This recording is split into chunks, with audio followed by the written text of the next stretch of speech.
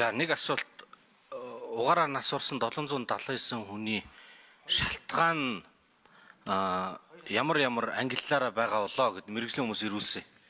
Өмнөөснөөс гадна бас машин дэргэнд энтергээд байдаг байлгүй.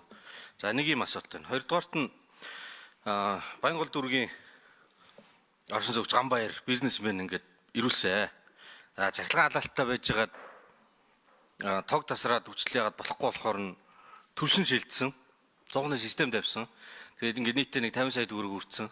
Тэгсэн чинь өнөөдөр өглөө түлшин авах гээд ярьсан чинь үйлдвэр дээр ирээд шахмал болоогүй задгаа мэдлэнгийг 1.2 сая төгрөгөөр аваа борлуулалтын ажилтнаа. Одоогоор бол аман шийдвэр гарцсан удахгүй бичгээр гарнаа гэж хэлсэн гинэ. Энийг асууж өгөөч гэсэн. Тэг өөрийнх нь харьцуултаар тэр 5 толгоогоос тээвэр нь 1 тонн 200 мянган төгрөг, экспортод гаргадаг сайн чанарын нүүрс 250 мянган төгрөг, хамгийн сайн нүүрсийг тээврийн өртгийг нэмээд бодох юм бол 450 мянган төгрөг болно. Яхаараа үнгүй авж байгаа задгаа мэдлэг 1.2 сая төгрөг болвоо гэж асуусан шүү. За энийг уламжилж асууж өгье. За тэгээд хоёр асуулт байна. Гурав дахь нь болохоор бас энэ хилцүүлэгт би энэ техникийн шийдлүүдийг сонссон. Түрүүн танилцуулгын ихт бол өөрийн байр суурийг илэрхийлээгүй, зохимжгүй гэж үзээд одоо бол байр сууриа илэрхийлмээр байна. Бидний зовлон хаана байна вэ гэж. Бидний зовлон 2.80 төгрөг үрээд хангалттай хэмжээнд хүрч чадаагүй. Тэгээд зовлон хаана байна вэ? Зовлон хаана байна гэхээр би өмнөөс чинь шийдэд өгчий. Энэ шийдэл нь зөв юм байна. Ийм олон шийдлүүд байна. Зоригтой байна. Гэд төр өмнөөс наваад ганцхан нүрсийг гаргаж өгөөд хүчээр тулгаад явцсан. Яг ихний үедээ бол үр дүнд төрсөн. Одоо тэрнээс ч хойш олон жил болчихлоо шүү дээ. Олон жил болчихлоо. Олон хүн насварлаа. Тэгээ утаа бол утаанаас гадна өөр угаар хүхэргээд юм бид нар мэддэг боллоо. Сайжруулах цаг нь болчихсон. За одоо яаж сайжруулах вэ гэхээр нөгөө техникийн шийдлүүд бол маш олон янз байна. Зарим нь бүр үнэхээр сайхан гоё шийдлүүд байна. Тэгвэл нэг зүйлийг бид нар ойлгох хэрэгтэй. Ялангуяа энэ инновац чиглэлээр ажиллаж байгаа хүмүүс. Би инновац ахин бодлогын байнгын орны даргын хувьд энийг бүр их анхаарч бодлоо. Төрөөр дамжуулж технологийн туршилт хийхгүй. Ялангуяа олон нийтээр туршилт хийхгүй. Технологи инновацийг хөгжүүлдэг тогтолцоо тусдаа байдаг. Тэр нь ажиллахгүй байна гэдэг бол байх ёстой шүүмжлэл. Тэрийг бид нэр ажилдаг болгох хэрэгтэй. Эрх зүйн орчныг сайжруулах хэрэгтэй байна. Тэрнээс биш за энэ шийдэл юм байна шүү. Энийг аваад бүгдээрэнд нь шахчих. Тэдэн мянгаар авъя. Тэдэн айлд хараа. Үүнийг одоо болмоор байна. Ерөөсө техникийн шийдэл зарим нь бүр солиотой галзууч юм байна. Зарим нь үнэхээр мундаг шийдлүүд ч байна.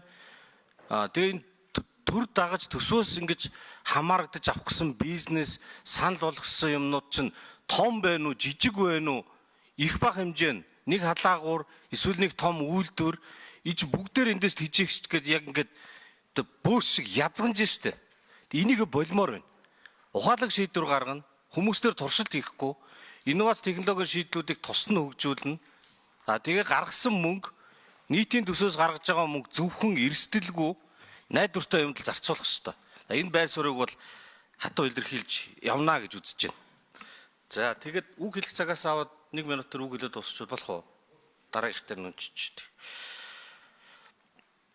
За тэгээд бидний дунд нэг юм сонин хандлага 100 дамжаад явж байгаа.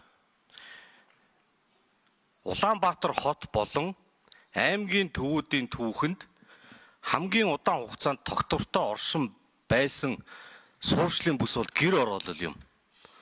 Гэтэл социалист нийгмээс хойш өдийг хүртэл гэр ороол бол төр суурьшлийн бүс юм аа. Удахгүй эдийн засаг сайжрахаар бөөнөр нь нийтийн орон сууцнд оруулнаа гэсэн хандлага түүнээс үүдэлтэй төрийн бодлогоос болж хүмүүсийн амьдрах орчныг сайжруулах хөрөнгө оруулалт, хөгжил дэвшил, технологийн шийдлүүд гэр ороодлыг тойрсоор ирсэн. Цаашид энэ хандлага үргэлжилбэл хүн амын тал нь сайхан цаг хүлээсээр нүхэн жорлонтой нүүрсэн түлштэй 21-р зууныг дуусгах юм байна. Тийм учраас гэр ороолол бол байнгын суурьшил мөн гэдгийг хүлээн зөвшөөрч нийтийн зориулалтаа инженерийн дид бүтцэд саад болохгүй л бол өрхүүдийг хэсэгчилсэн болон бие даасан дид бүтцээр хангах иргэдийн амьдрах орон сууц орчныг сайжруулах зорилгоор хөнгөлөлтөө зээлийг хүрэлцээтэй байдлаар олгох зөвхөн төвлөрсөн тушаалаар нийтийн орон сууц болон цөөн тоотой үнэтэй хаус хороол хөгжүүлэх гэсэн хандлагын эсрэг иргэдийн санаачлага оролцоотой альтернатив бодлого дэвшүүлэн тавьж хэрэгжүүлэх зорилгоор гэр хороолол орон нутгийг дэмжих бүлгэм улсын хурлын гишүүдийн дунд байгуулах санаачлалыг гаргаж байна. Монгол улсын иргэн хаач амьдарч байгаагаас үл хамааран үндсэн хууль заасан эрүүл аюулгүй орчинд амьдрах эрхтэй түүнийг бүрдүүлэх нь төрийн үүрэг билээ. За анхаарал тавьсан баярлалаа.